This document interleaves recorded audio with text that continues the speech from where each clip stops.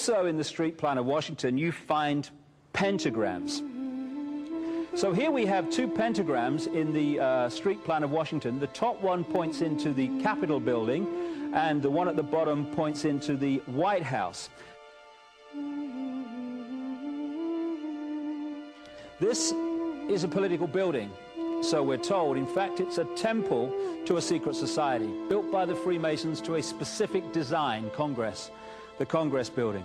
Where did it get its name from? Capitol Hill, from a sacred place of the Roman Brotherhood going way back called Capitoline Hill. And when Madeleine Albright, high priestess of this brotherhood, became Secretary of State, and she went across on her first overseas visit to Europe, she actually went to Rome and made an official visit, what for her would have been a pilgrimage to Capitoline Hill in Rome, and that's where we get Capitol Hill from. This is George Washington.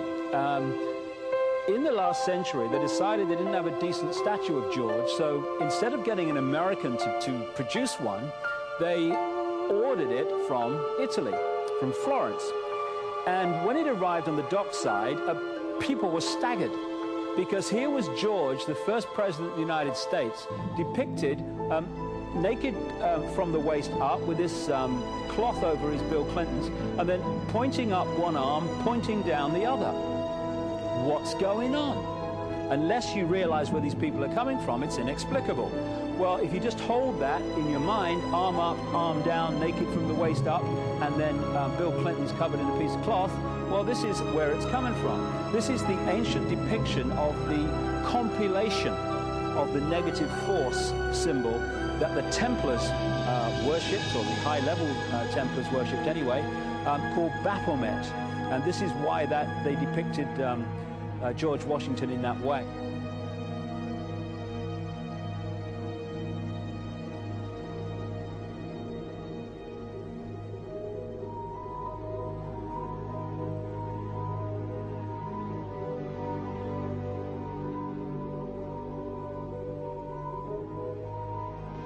What has come to light is that it's now been, it is not so surprising for a lot of people that there are covens amongst the very educated class, architects, doctors, lawyers, priests, brokers, and the leisure class. These are people who have made pacts with the devil. That's right. It's really the best, the more accurate way of describing it would be that they have indulged themselves in the worship of the goat, of the prince, of the serpent, of Satan, of Lucifer, and they lead perfectly normal lives. They're jewel merchants. They travel. They're prominent in their own way, but they do have this indulgence. Father, here's a part of that I can never understand, that has never made sense to me, and that is, if somebody were to make a pact with the devil, then obviously the implication is if the devil is there to make a pact with them, to make a deal, to make their life, their short mortal life on earth, pleasurable, with money or women or travel, or more interesting, whatever it is they want.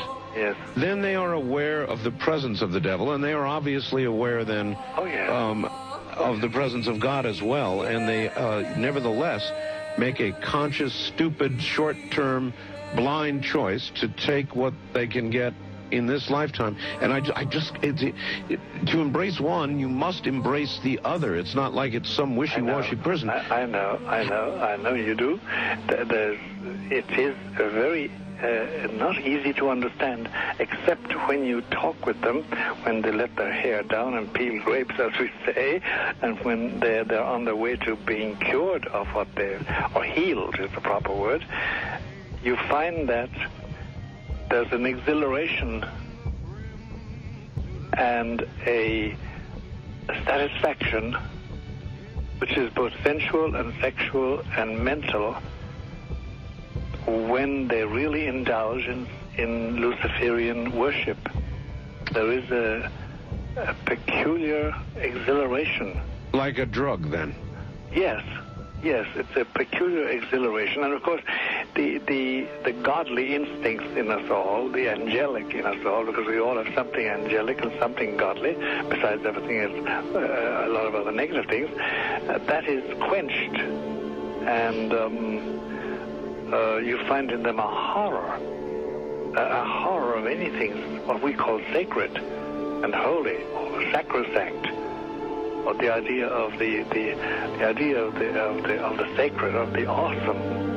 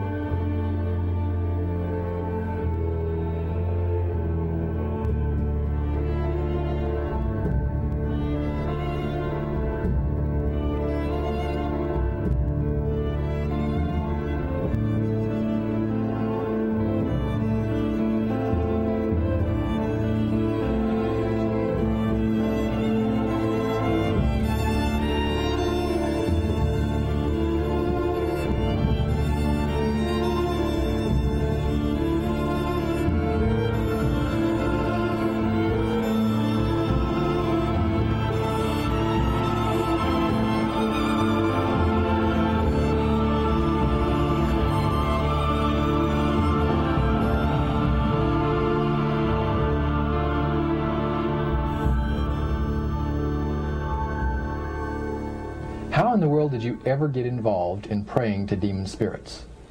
A fellow that had been on a particular ship with me, he told me, "Hey, I got something fantastic to tell you."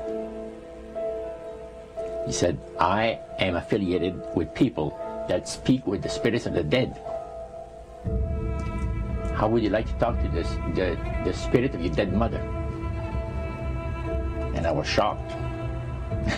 I was shocked. He said, "You wouldn't be afraid of talking to the spirit of your dead mother, would you?" Well, I said, "I'll tell you what, I would have to give that some thought, because it's something I never thought about before in my life." Most of us probably haven't. A little afraid of something like that. Well, he says, you know, it's written all over your face. You're afraid of going to a seance. But he says, "I know you. He says, you're going to come."